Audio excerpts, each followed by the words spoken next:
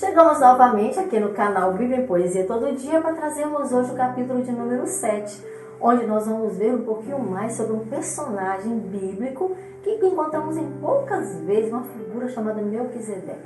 Você quer aprender um pouco mais? Então, antes de passar para este conteúdo, dê aí o seu like, faça seu comentário, ative as notificações e, mais importante do que isso, se você ainda não é inscrito, faça a sua inscrição. E se já é inscrito, chame seu amigo, seu irmão, alguém do seu grupo para também se inscrever neste canal para que ele cresça, tenha relevância e nós consigamos então pregar a palavra de Deus para mais pessoas. Está pronto então? Vamos ao capítulo 7 do livro de Hebreus. Encontramos neste capítulo uma enigmática figura que com Cristo tem relação e falará a seu coração não só hoje, mas também na vida futura. Ele era sacerdote, também rei de Jerusalém. O nome dele, Melquisedeque, era sacerdote do Deus Altíssimo também. E entre outros sumo sacerdote, Paulo traz comparação, dizendo ser ele superior ao sumo sacerdote Arão, ao mostrar que ele pagara o dízimo antes mesmo de ser gerado em Abraão. Cristo é sumo sacerdote perfeito e de todos ele é o maior, é o caminho para nos achegarmos a Deus, que é muito mais excelente e muito melhor. Em Cristo somos firmados em uma nova aliança e a Deus podemos nos achegar com muita completa confiança. Oh, glória a Deus, como Jesus é lindo! Também em Cristo nós encontramos um amável e bom defensor que nos garante a eternidade e só nele há fidelidade, porque ele é o nosso perfeito e bom Salvador. A nossa vida inteirinha a Cristo nós podemos confiar. Então pegue, meu querido, agora sua Bíblia para o capítulo 7, você poder acompanhar. Pegou lá? Capítulo 7 do livro de Hebreus, bem no finalzinho da Bíblia, né? Quase chegando no final. Vamos lá então? Começa dizendo assim: o rei de Salém, Melquisedeque, Abraão foi encontrar. Depois que esse matou 5 reis, ele foi lá para Abraão abençoar. Esse Melquisedeque, rei da justiça, e também o rei da paz, não apresenta genealogia, não tem nome de mãe e nem nome do seu pai. Pode ao filho ser representado, não tendo outro a ele semelhante, e permanece sacerdote como antes, de modo perpetuamente. Esse tinha primazia, Abraão o considerou, e o melhor dos seus despojos, como dízimo, Abraão para ele tirou. Os que recebem o sacerdócio tem um mandamento de recolher os dízimos dos seus irmãos que são descendentes de Abraão, como na Bíblia você pode ler. E esse, diz Paulo, que não tinha descendência e nem mesmo genealogia, recebeu as doações pelos dízimos naquele dia. E além de receber os dízimos, a Abraão ele abençoou. A ele que tinha as promessas, bênçãos, muitas bênçãos, sobre ele profetizou. E como todos nós sabemos, quem tem poder de abençoar é de fato mais importante do que aquele que recebendo a bênção está. Os mortais sacerdotes judaicos, os dízimos recebiam, e nós somos informados que Melquisedeque continua vivo ainda em nossos dias. Sendo os levitas antecessores daqueles sacerdotes então, nós poderíamos afirmar que eles estavam a pagar os dízimos a Melquisedeque por meio de Abraão. Olha que coisa!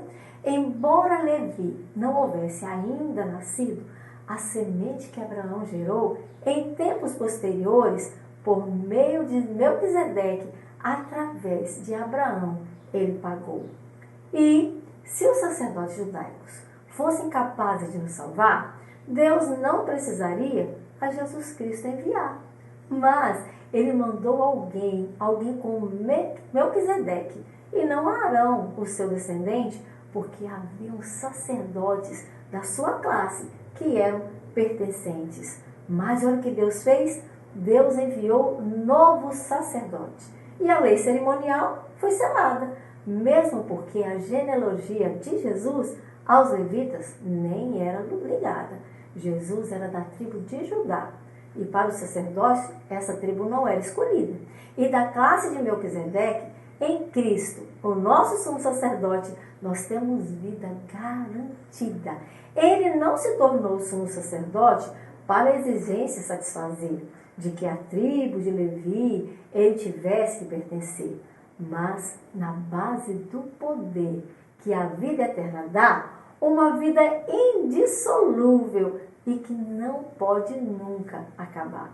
E o salmista salienta isso quando afirma veementemente: sacerdote da casa de Melquisedeque, o Senhor é para sempre. O sistema de sacerdócio, em parentesco baseado, era fraco, insuficiente e por isso foi cancelado. Para a salvação do povo, não teve total resultado. Por quê? Porque era incapaz de a raça humana por si mesma ser justificada. Mas agora, por meio de Jesus Cristo, nossa justiça é assegurada. Se tão somente nos achegarmos a Ele, para que a nossa vida seja renovada. E que Cristo seria sacerdote, Deus Pai fez um juramento, que seria sacerdote para sempre, e disso Deus não teria arrependimento. Porque os que são sacerdotes terrenos, pela morte eles são impedidos e não podem ver o seu trabalho dessa forma concluído. Mas Jesus é sacerdote. Ele é sacerdote com poder inexplicável, porque ele vive para sempre e porque o seu trabalho é imutável. Olha que maravilha que está escrito para mim e para você. E pode salvar totalmente aos que por ele se chegam a Deus, porque vive para sempre, para interceder pelos seus.